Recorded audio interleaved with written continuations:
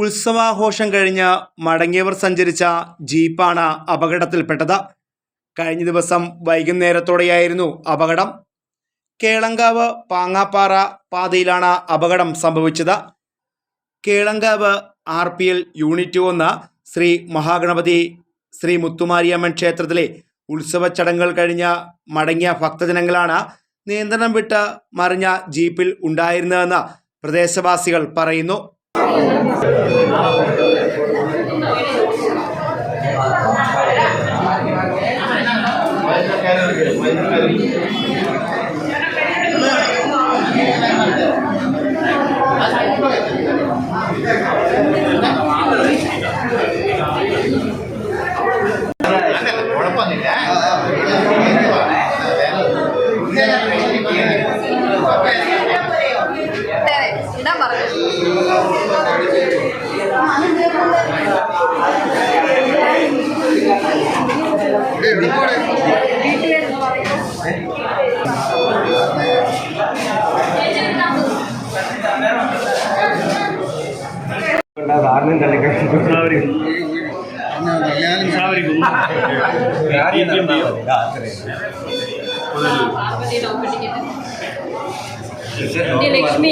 അപകടത്തിൽ പരിക്കേറ്റവരെ പുനലൂർ താലൂക്ക് ആശുപത്രിയിൽ പ്രവേശിപ്പിച്ചു.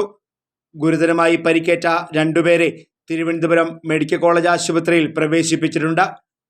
Fox TV news bureau, Punalur.